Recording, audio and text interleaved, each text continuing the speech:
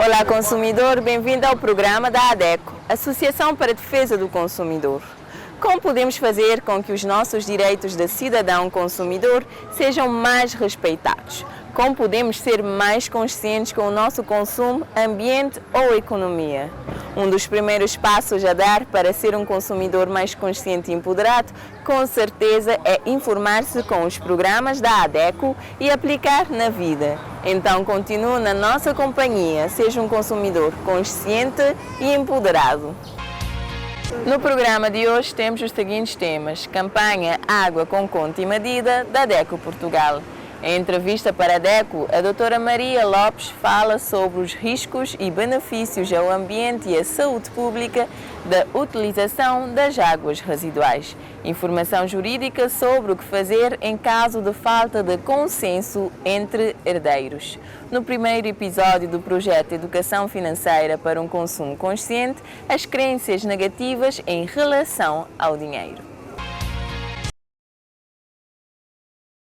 A ADECO convoca todos os seus associados para a reunião da Assembleia Geral Ordinária a ser realizada no dia 11 de agosto, pelas 17h30, em Mindelo, no Anfiteatro do Liceu Luger Lima e com transmissão online via plataforma Zoom, com a seguinte ordem do dia: apresentação e discussão do relatório de atividades e contas do ano 2021, apresentação do Plano de Atividades e Orçamento 2022, entre outros pontos.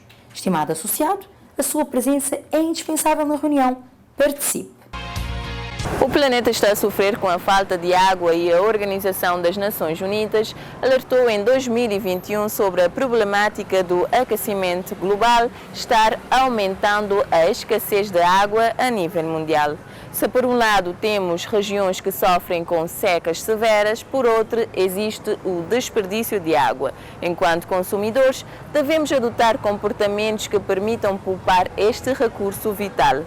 Foi com este intuito que a ADECO, Associação Portuguesa para a Defesa do Consumidor, lançou a campanha Água com Conta e Medida e nos convida a aderir. Vivemos em seca severa. É urgente reduzir o consumo de água nas nossas casas. Sabe quantos litros desperdiça? Lavar os dentes com a torneira aberta gasta cerca de 14 litros. Se usar um copo, gasta menos de 1 litro. Ao fazer a barba, feche a torneira e a tampa do lavatório. Poupará até 40 litros.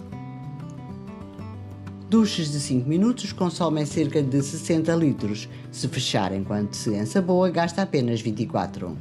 Caso não tenha dupla descarga no seu autocolismo, coloque uma garrafa de 1,5 litro cheia de areia dentro do depósito. As máquinas de lavar roupa e louça consomem muita água. Utilize-as só com a capacidade máxima, opte por programas económicos a baixas temperaturas. Feche a torneira enquanto ensaboa as mãos. Poupa 12 litros por minuto. Não deixe as torneiras a pingar, mantenha a canalização em bom estado. Reduza as lavagens do carro, use balde e esponja e gastará apenas 50 litros de água. Regue o jardim ao início e ao final do dia, quando a evaporação é menor. Reaproveite águas residuais para as suas regas. Com pequenas mudanças, podemos fazer a diferença. A seca é real. Aceite o nosso desafio. Nenhum país está livre das consequências das alterações climáticas. Cabo Verde tem um histórico de seca e recentemente o governo declarou situação de calamidade devido ao mau ano agrícola e aos 4 anos de seca consecutiva. Tratando-se de um país onde praticamente não chove, é necessário buscar outras soluções para combater a seca, como a utilização de águas residuais. Em entrevista para a ADECO, a docente química e investigadora da Universidade de Cabo Verde, doutora Maria Lopes, fala sobre os riscos e benefícios ao ambiente e à saúde pública da utilização das águas residuais. As águas residuais podem ser definidas como todas as águas resultantes das atividades humanas. Essas águas podem ser classificadas como águas residuais domésticas, que são todas as águas residuais provenientes das atividades domésticas, como na habitação, nas instituições e também em comércios, podendo também ser classificadas águas residuais industriais, que são águas provenientes das atividades industriais, e ainda podendo também ter águas residuais urbanas, que são as misturas dos dois tipos de águas residuais. Essas águas, quando forem maltratadas ou sem tratamento, a sua descarga pode pôr em risco o meio receptor, nesse caso o meio hídrico, e a saúde pública.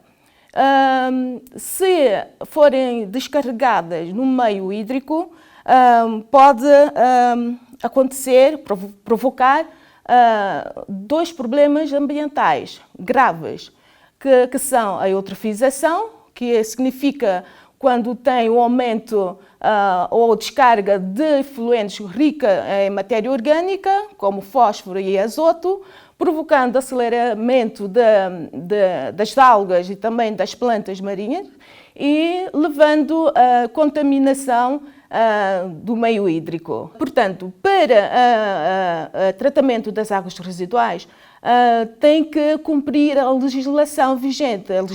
Cabo Verde tem uma legislação que saiu recentemente, que estipula os parâmetros, os valores paramétricos para cada tipo de reutilização dessa água.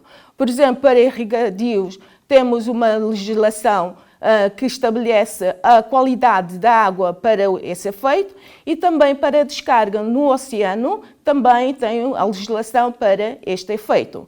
Portanto, tem que passar para uma estação de tratamento das águas residuais que é uma infraestrutura para diminuir a carga de poluente antes da sua descarga no meio hídrico, a fim que não afete de forma negativa todo o ecossistema e proteger a saúde pública. A reutilização da água residual bem tratada pode contribuir ou trazer benefícios sociais e ambientais. No que concerne a mobilidade da água para irrigadios ou para a agricultura e também a redução do caudal dos efluentes no oceano. Pode ainda contribuir para uma gestão mais sustentável dos recursos hídricos. Nós sabemos que Cabo Verde está a passar por uma crise hídrica, portanto, a reutilização da água é mais uma fonte de recursos hídricos. Portanto, eu vou terminar com uma frase da ONU que diz que o mundo deve ver a água residual de uma outra forma, não como um problema ambiental, mas como um recurso hídrico que deve ser, a fim de ter mais água disponível na agricultura, deixar a água potável para o uso mais nobre. Imaginemos um caso de 5 irmãos em que a mãe faleceu e deixou uma casa. 4 irmãos querem vender a casa, mas um deles não quer. Uma situação bastante comum entre herdeiros. Informe-se sobre o que fazer em caso de falta de consenso entre herdeiros com o jurista Éder Brito em Informação Jurídica.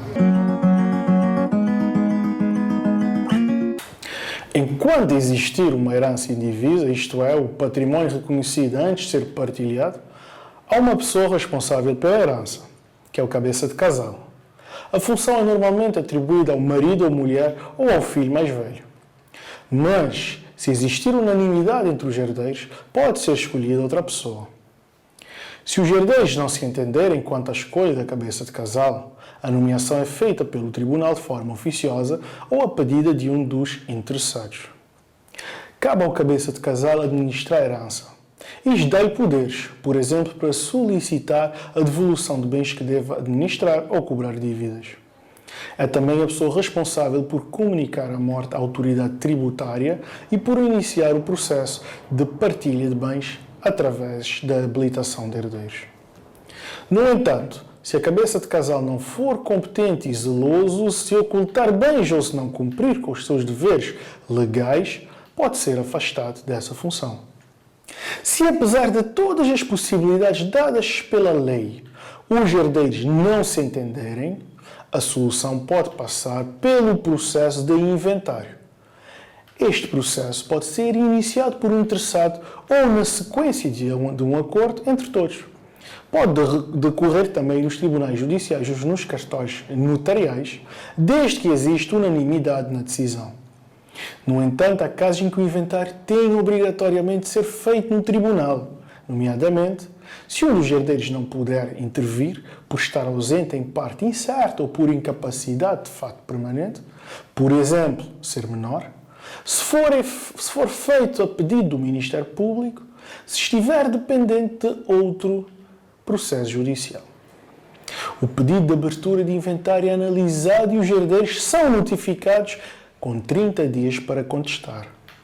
Os visados pela reclamação têm depois 30 dias para responder. Segue-se a conferência preparatória, isto é, um encontro para determinar a percentagem da herança ou quinhão que cabe a cada parte. Se um bem ou conjunto de bens tiver apenas o interessado, é este que os recebe. No entanto, se o valor for superior à sua herança, à sua parte da herança, tem de compensar os restantes. Caso não ultrapasse o valor, pode receber outros bens. Caso existam vários interessados, o bem pode ser dividido de forma proporcional, de acordo com aquilo a que cada um tem direito. Se o bem for indivisível ou se a divisão o desvalorizar, pode ser feito um sorteio ou uma licitação entre os interessados. Os herdeiros apresentam uma proposta de mapa da partilha, com a divisão dos bens por todos os interessados. Depois, o juiz ou notário resolve eventuais divergências e elabora o mapa final. O microprograma Informação Jurídica é financiado pelo Ministério da Justiça. A ADECO convoca todos os seus associados para a reunião da Assembleia Geral Ordinária a ser realizada no dia 11 de agosto, pelas 17h30, em Mindelo, no Anfiteatro do Liceu Luger Lima e com transmissão online via plataforma Zoom, com a seguinte ordem do dia: apresentação e discussão do relatório de atividades e contas do ano 2021, apresentação do Plano de Atividades e Orçamento 2022, entre outros pontos. Estimado associado, a sua presença é indispensável na reunião. Participe! No contexto atual em que os consumidores lidam com a crise econômica mundial, em boa hora a ADECO submeteu e ganhou o financiamento da Anne Friesen Fund através da Consumers International para executar o projeto Educação Financeira para um Consumo Consciente. Um projeto que tem como objetivo educar, informar e empoderar os consumidores através da literacia financeira. Hoje arrancamos com o primeiro episódio sobre as crenças negativas em relação ao dinheiro. No nosso primeiro episódio falaremos sobre algo muito importante: as crenças negativas em relação ao dinheiro. Crenças como o dinheiro não traz felicidade, o dinheiro é a raiz de todo o mal. Os ricos são pessoas desonestas. Se são ricos, é porque fizeram algo de errado. Não dá para ter dinheiro do jeito que o país está. Para poupar preciso ganhar muito dinheiro. Nunca vou conseguir pagar as minhas contas. Investimento é para os ricos. Desde a infância somos ensinados que o dinheiro é algo negativo e ao longo da nossa vida vamos construindo crenças negativas em relação ao dinheiro que afasta o dinheiro da nossa vida porque estamos sempre a culpabilizar o dinheiro. É por causa do dinheiro ou por não ter dinheiro. Imagina que estás a cortar uma batata com uma faca e tu magoas o dedo. A culpa é da faca ou a forma como estavas a utilizar a faca? Aquilo que eu quero dizer é que o dinheiro é uma ferramenta que pode ser utilizado para o bem ou para o mal. Tal como uma faca pode ser utilizada para cortar comida, para alimentar uma família ou magoar alguém. O primeiro passo para o crescimento financeiro é a mudança de mentalidade, da forma como vemos e relacionamos com o dinheiro. Usa as plataformas digitais para contar-nos quais as crenças que te impedem de ter abundância na tua vida financeira. Até o próximo programa! Terminamos a nossa emissão de hoje, mas você é chamado a colocar em prática o que de melhor resgata de cada programa. Uma grande forma de começar seria associando-se à ADECO para fortalecer a causa da defesa dos direitos dos consumidores de Cabo Verde. A ADECO, como sempre, está disponível através dos nossos contatos em rodapé. Siga o nosso trabalho em Facebook, Twitter, YouTube. Leia a nossa coluna no jornal impresso Terra Nova ou escuta-nos nas 12 rádios parceiras. Voltamos na próxima semana, à mesma hora, em defesa do consumidor.